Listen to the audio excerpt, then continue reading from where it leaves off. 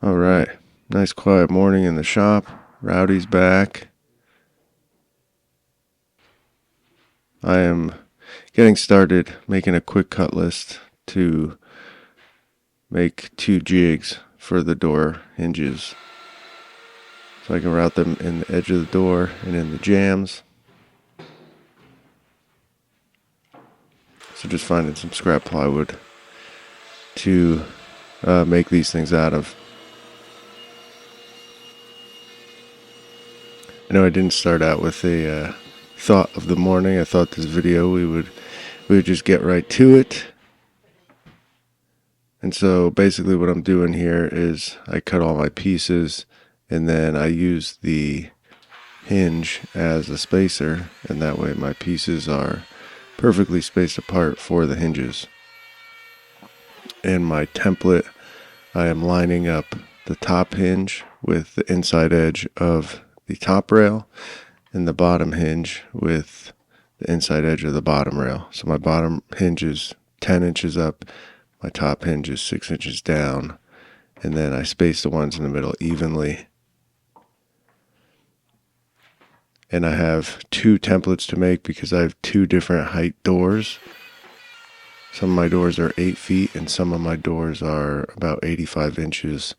So the 8-foot doors are going to get 4 hinges because they're also 1 3/4 inches. And then the smaller doors will get 3 hinges. And then I paused real quick to help Rowdy with the glue up. Still have a few doors to glue up. So we knocked this out really quick. I know you guys are really interested in seeing me glue up more doors because we haven't glued up a million already. And then back to making this template. So I'm using the lamello, using some tensos just to snap these pieces on. Throw a little bit of glue and snap them on. So it's really quick. And I just repeat the process going down the line using the hinge as a spacer. And boom, that one is done. Well, not done, but that part is done. And then I move on to making the next one. So the first one I glued up is for the smaller doors. The one I'm doing now is for the larger doors. And while I'm doing this, Rowdy just continues with the door glue ups. And so here what I'm doing is, this is just a spacer because I'm going to attach some blocks on here, and these are going to be like stops for the edge of the door or the edge of the jamb. And I'm using the spacer to mark some biscuits. And I'm going to make this hinge or this template reversible because my hinges are not equally spaced from the top and bottom. You need to be able to flip this over and use it the other way. So we've cut some biscuits in this thing. I am using the Zeta P2, and I'm not going to use the tensos to hold the blocks in. I'm going to use biscos, which are basically just big plastic biscuits that fit into those larger slots, but they do grab really well. And you'll see here in a minute what I'm talking about. And then I cut my biscuits in these blocks of wood. And so here what I'm doing, I'm marking biscuit slots in between those ones because I'm going to need to do this on the opposite side, and I don't want to hit where those biscuits are because they will come through. So I'll clamp my template back down on the other side and transfer those lines and cut the biscuits. Now, after doing this, I realized I probably could have used smaller pieces and just kept them away from where I'm going to be routing more. And then I could have left these pieces on kind of permanently. But what I end up doing is I put the piece on, route on one side, and then when I flip the jig over, I take those blocks of wood off and put them on the other side, which it worked really good. But after you do something like this, you're always like, oh, I probably could have done this a little different or made this better or faster.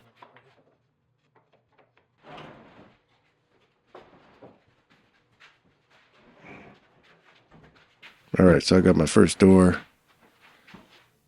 and I needed to cut it down to size, just my stiles.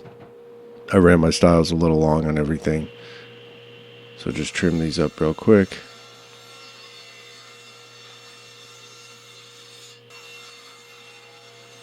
The one thing cutting on this slider, especially bigger doors or bigger panels or something like this, it is nice to have a person kind of supporting it out there on the end, because the crosscut fence, it does go out pretty far, but it's not, it doesn't necessarily hold your piece all the way up there nice and flush. So I made these quick little stools. Really, I threw those together quick just to hold the door so it holds it up. I used a wooden clamp to hold this thing in place. Clamp that on there and then clamp the wooden clamp to the bench. Alright, so now you can kind of see the jig going on the door. So the stops down below hold it the right distance that it needs to be from the edge. I do use a couple screws just to hold this in. We'll fill those little holes afterwards, and then I can start routing. Now, I did do a test. It's important to make sure you get your depth set correctly for your hinges, so that when you put the hinge on the door and on the jamb, you end up with your 1/8 inch gap. And so I did do a test to make sure. And so you can see there, we're only routing like 16th plus for these particular hinges.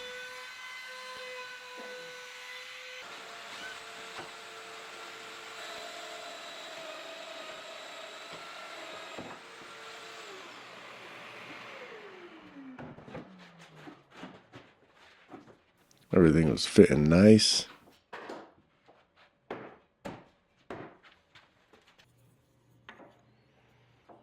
Bam. Nice fit on the hinge. And then we use a VIX bit, which is basically just a centering bit. It gets the hole pre-drilled right in the center of the hole that's in the hinge. So when your screw goes in, it keeps everything in line where it needs to be. And then we will attach these hinges. Now, I wanted to get one door complete before I did all of them. I wanted to hang one just to make sure everything was good. But this door is going to come back off because it needs to be sanded and everything. And it was right here when I realized I routed the hinges wrong. So what did I do? Well, first I'll tell you my solution. My solution is to just rip a 16th off the door. I didn't make the jamb yet, so a 16th, or routing or ripping off that edge of the door just to make it flush. Now we still have the screw holes, which we're going to have to fill. But what I did was, when I put my jig on, I put my jig on upside down. I did do the right edge of the door and everything, but I had my jig upside down. I routed for the top rail where the bottom rail should be. So my top hinge was way below the top rail, and then my bottom hinge was not lined up with the bottom rail. So I had to flip my hinge over, because however I had my template set up when I put it on the edge of the door, I didn't check that, obviously. So we got that fixed, and now it's on to the jamb leg. And hopefully I won't make that mistake again on the rest of these doors. So you can see when I flip the jig over, I just tap those pieces onto those biscuits. And now this is my jamb leg, and you see I use an 1/8 inch spacer there to hold it down 1/8 of an inch, and that way when I hang the door, I'll have a nice 1/8 inch gap at the top. So then we go ahead and we route these. And for my joinery for the jambs, I didn't do a rabbet or anything in the head and in the leg. Oh, and there's my wife. Came by for a visit. So, yeah, I didn't do a rabbet or anything. We're just doing a butt joint and screwing the top or the head in to the legs. And I had Rowdy give me a hand just attaching that leg. Gap's looking good. And I was stoked about it. So I'll get the bench cleared off real quick because I need to put the rest of the jam together. And this was a pretty easy way to do that with the door attached to it. Just hung the hinges off the side and then go ahead and nail, pre-drill, and screw everything together. And this is one of the only, actually one of two doors that has a 2x6 jam. Everything else is 2x4. Moment of truth here, kind of. Got this thing stood up.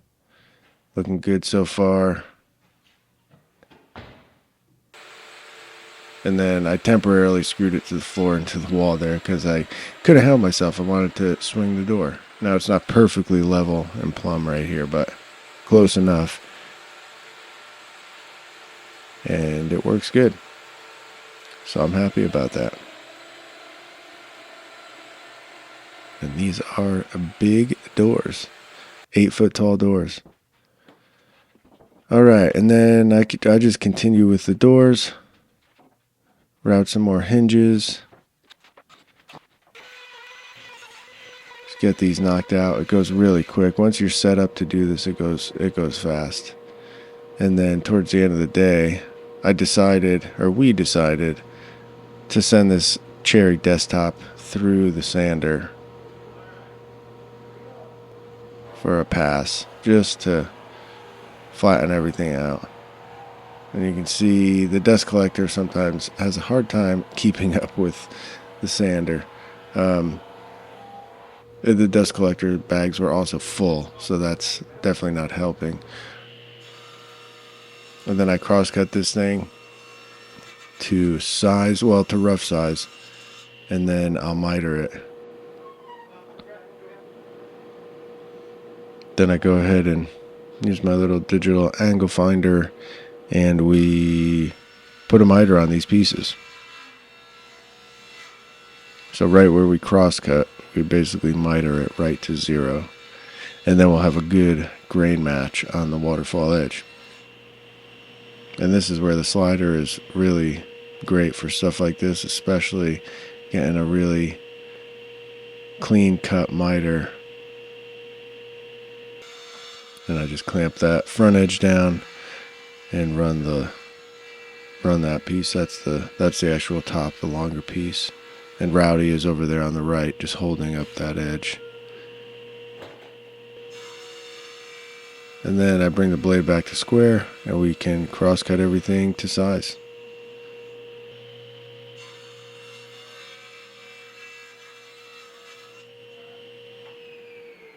And so the top of my desk is going to be about 29 inches because it gets right under a windowsill where it's going. I know desks typically are 30 inches, but we went 29 just to clear the windowsill. And you can still, in my chair that I have, sit comfortably underneath it. So let's see how we did here. That miter is looking good. See the grain match on it. Looking nice. And yep, you know it. We are going to use some Clamex connectors to glue this thing together. And then I've got that miter block from Keith Johnson, which attaches on there. And you can see it just gives you some more support on that plate when you're cutting miters. So in other news, I am officially a Lamello ambassador. If you guys are interested in a Lamello machine or need biscuits or anything Lamello, really, shoot me a comment, let me know, and I will get you hooked up with the folks at Lamello, get you hooked up with a rep, and you can order through them directly. And this does help support the channel, So it would be much appreciated if you would go through me for all your LaMelo needs. But for real, LaMelo's a great company. You guys know I love my LaMelo machines, and they are really, really will change the way that you think about things and work in your shop. They are the Zato is an amazing, amazing tool.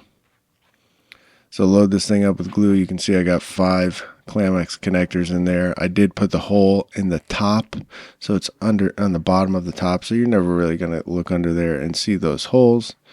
We get a nice squeeze out on this whole joint, and it came out really, really good. You can see that miter is just crispy. So we get all the glue cleaned up. I cleaned up the glue really good on the inside as well. And that's it. Calling it a day. Hope you guys are enjoying these videos. I sure am having fun. We will see you tomorrow. Peace.